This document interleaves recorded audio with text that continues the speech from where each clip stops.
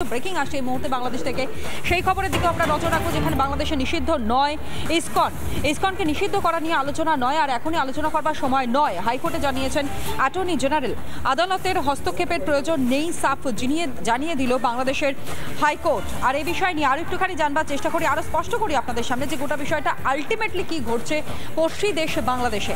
একদিকে বলা হচ্ছে ইসকন চূড়ান্ত মৌলবাদী একটা সংস্থা, একটা প্রতিষ্ঠান, যে কারণের জন্য নিষিদ্ধ করার কথা বলা হচ্ছে। আবার অন্যদিকে এটাও স্পষ্ট যে এই মুহূর্তে দাঁড়িয়ে কোনো আলোচনার সামনাসামনি হতে চাইছে না সেখানকার আদালত, এবং স্পষ্ট করে অ্যাটর্নি জেনারেল তিনি বলছেন এটা সঠিক সময় নয়। আর এই নিয়ে একটুখানি জানবার চেষ্টা করি। এই মুহূর্তে আমার সহকর্মী কিশোলা আমার সঙ্গে রয়েছে। কিশোলা, যদি একটু এদিকে আসো। দেখো, সব থেকে বড় বিষয় আমরা সকাল থেকে আলোচনা করছিলাম, গতকাল থেকে আলোচনা করছিলাম যে ইসকন, সেটা নিয়ে একটা বড় মাথা ব্যথার কারণ হয়ে দাঁড়িয়েছে বাংলাদেশের। কিন্তু এই মুহূর্তে কিছুটা হলেও যেন তারা ব্যাকস্টেপ নিতে বাধ্য হচ্ছে। ঠিক তবে এক প্রকার ব্যাকস্টেপ নিচ্ছে, তারা বুঝতে পেরেছে এটা এক প্রকার, এটা আমি বলবো না যে সনাতনীদের জয় হয়েছে, এটা সত্যের প্রতিষ্ঠা হয়েছে, এটাই সত্যি ছিল, এটা আলাদা জয়ের কোনো বিষয় নয়। কোনো জয় কখন হয়, যখন কোনো লড়াই হয়। কিন্তু এই ক্ষেত্রে যেটা সত্যি সেটা সত্যি, সনাতনীরা কোনোভাবেই কোনো রকমভাবে সন্ত্রাসের সঙ্গে যুক্ত নয়, ইসকন যুক্ত নয় সন্ত্রাসের সঙ্গে। সেখানে দাঁড়িয়ে একটা মিথ্যাচার চলছিল, সেই মিথ্যাচার হেরেছে এবং সত্যের জয় হয়েছে। এবার প্রশ্ন হচ্ছে, ইসকনের হাইকোর্টে তো নয় বলে দিল যে ইসকন ব্যান হবে না, কিন্তু মাঠে ঘাটে কি হবে? যাদেরকে বারবার বলা হয়েছে এক এক কইরা ইসকনি ধর, ধৈরা ধৈরা জবাই কর, সেই ক্ষেত্রে কি হবে?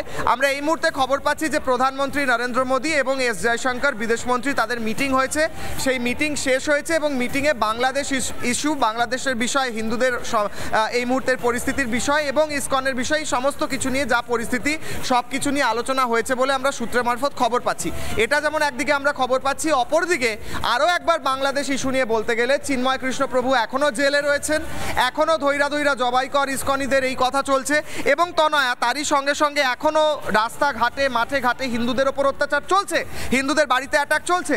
তাই হাইকোর্টে একটা শুনানি হলো না, সরকার বললে এই বিষয়ে এখনই আলোচনা করছি না।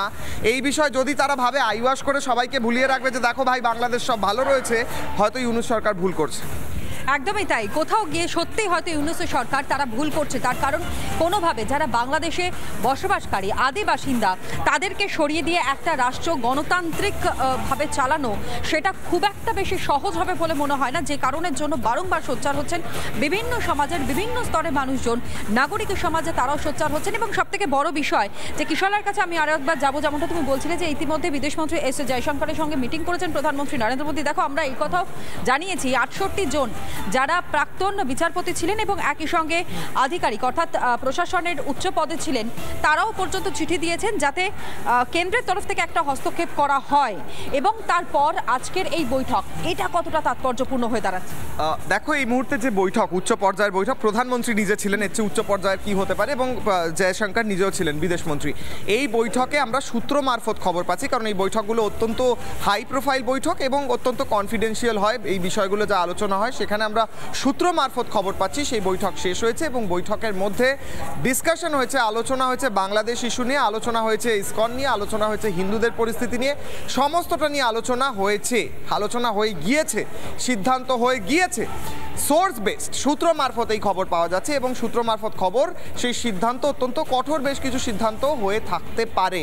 কি সিদ্ধান্ত হয়ে থাকতে পারে? বাংলাদেশের বিরুদ্ধে কূটনৈতিকভাবে কিভাবে চাপ সৃষ্টি করা, এই পরিস্থিতি কিভাবে পদক্ষেপ নেওয়া যেতে পারে, এই সমস্ত কিছু আলোচনা হয়ে থাকতে পারে। অর্থাৎ একদিকে বাংলাদেশে যখন ইসকনকে ব্যান করার, ইসকনকে নিষিদ্ধ করার প্রক্রিয়া চলার চেষ্টা হয়েছিল, হাইকোর্টে বলে দিয়েছে সরকার। হঠাৎ করেই গতকাল অ্যাটর্নি জেনারেল, আমি আরও একবার শুভ্রাংশুর কাছে যাব। শুভ্রাংশু, গতকাল একদিকে প্রধানমন্ত্রী মোদীর সঙ্গে এস জয়শঙ্করের বৈঠক এবং সেখানে বাংলাদেশ ইস্যু নিয়ে আলোচনা হয়ে থাকতে পারে বলে মনে করা হচ্ছে। অন্যদিকে বাংলাদেশ সরকারের অ্যাটর্নি জেনারেল গতকাল বলেছিল ইসকন একটা ফান্ডামেন্টাল, একটা কট্টরপন্থী সংস্থা। আজকে হঠাৎ বললে না না আমরা এই বিষয়ে আলোচনা করতে চাই না। এটা কি ব্যাপারটা কি হচ্ছে? না না, বাংলাদেশে যেটা চলছে এটা তো স্বৈরাচার চলছিল। ওটা তো একটা রাষ্ট্র, যে রাষ্ট্রে কোনো কাঠামোগত জায়গাটায় প্রবলেম আছে, সেই জায়গাটায় যেটা প্রবলেম হচ্ছে, ওরা মৌলিক জায়গায় যাচ্ছে, যাদেরকে বলছে মৌলবাদী, এদেরকে বলা হচ্ছিল ইসকনকে, ওখানকার হিন্দুদের রক্তাক্ত করে দেওয়া হয়েছে, মেরে লাট বাংলা কথা বলা হচ্ছে। আমি দেখলাম রিক্সা থেকে নামিয়ে মারছে, হিন্দুদের বাড়িতে আগুন ধরিয়ে দেওয়া হচ্ছে। ওখানে হিন্দু মানেটাই যেন ওখানকার একটা অত্যাচারের জায়গা। হিন্দু হলে, আমি একটু আগে যেটা বলছিলাম, হিন্দুর সংখ্যাটাই কমিয়ে দেওয়া হয়েছে যাতে হিন্দু শূন্য একটা পুরী করা যায়।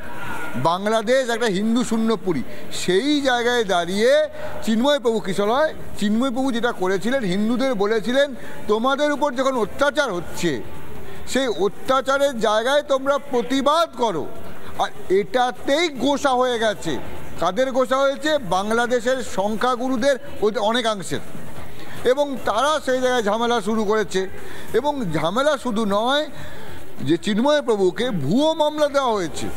ঠিক, যদি এরকম যদি ভুয়ো মামলা হয় তাকে, এবং কাজীর কাছে বিচার হয়েছে, আর কাজীর বিচার কেমন গোটা বাংলাদেশ দেখছে, কেমন কাজীর বিচার হয়েছে। তারপর যখন গোটা বিশ্ব নড়ে চড়ে বসছে, অন্যায় হচ্ছে বলে সব জায়গা থেকে, বিশ্বের তাবর দেশ থেকে, ভারতবর্ষের প্রধানমন্ত্রী, ভারতবর্ষের বিদেশ মন্ত্রক থেকে যখন ভাবা হচ্ছে এটা ঠিক হচ্ছে না, তখন আর কি করা যাবে কিশলয়? তখন যা করার তাই করেছে না, তখন বলছে এটা নয়। শুভ্রাংশু, একটা ইন্টারেস্টিং জিনিস, কমিউনিস্ট পার্টি অফ ইন্ডিয়ার তরফ থেকে একটা বক্তব্য রাখা হয়েছে। সেখানে বলা হয়েছে, প্রথমে লেখা হয়েছে যে হিন্দুদের বিষয়ে বাংলাদেশে আমরা খুবই চিন্তিত। পরের সেন্টেন্সে, পরের প্যারাগ্রাফে বলা হয়েছে সেই সুযোগ নিয়ে ভারতে হিন্দুত্ববাদীরা আবার মুসলমানদের ওপর অ্যাটাক করছে। না না না, এই কমিউনিস্ট পার্টির কাজ করেছে। কমিউনিস্ট পার্টির কাজ করেছে। কমিউনিস্ট পার্টির মতো বক্তব্য রেখেছে। যখন আমাদের মনে আছে ওই মেধাবী কোটা সংস্কার বিরোধী আন্দোলন যখন হচ্ছিল, এরাই ওখানে প্রতিবাদ জানাতে এসেছিল বিশাল। এটা এখন রাস্তায় নেই, সেই ঠিক আছে। কিন্তু মোদ্দা কথা হচ্ছে যেটা হিন্দু বাংলাদেশের যারা আদি বাসিন্দা, এই বঙ্গভূম, সেই হিন্দুদের ওপর অত্যাচার হয়েছে।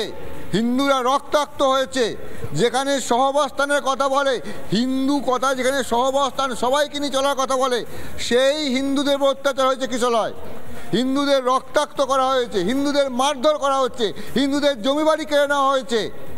হিন্দুদের ওপর অত্যাচার, নৃশংসতার শেষ সীমায় পৌঁছে গেছে। সেই জায়গায় যখন চিন্ময় প্রভু এলেন, তখন তাকেও ছলে বলে কৌশলে গ্রেপ্তার করা দাঁড়। আবার কাজীর বিচার হলো। এবার বলো কাজীর বিচার কেমন হয় সবাই জানে। কিন্তু এখন যখন ঘটনাটা ঘটছে, গোটা বিশ্ব যখন বলছে না এটা অন্যায় হয়েছে, ভুল হয়েছে, প্রতারণা করা হচ্ছে, তখন তাদের টনক নড়ল। টনক নড়ার পর যা হবার তাই হচ্ছে। ওপার বাংলা শুধু যে আজ পড়েছে তা তো নয় শুভ্রাংশু, আমাদের এই রাজ্য যেভাবে প্রতিবাদে সংগঠিত হচ্ছে সেই ছবিটা আপনাদের সামনে তুলে ধরবো। তার নানা ধরনের কন্টেন্ট দেখার জন্য লাইক করুন, শেয়ার করুন আমাদের ফেসবুক পেজ, সাবস্ক্রাইব করুন আমাদের ইউটিউব চ্যানেল। পাশাপাশি অন্যান্য ব্রেকিং নিউজের জন্য অবশ্যই চোখ রাখুন রিপাবলিক বাংলায়।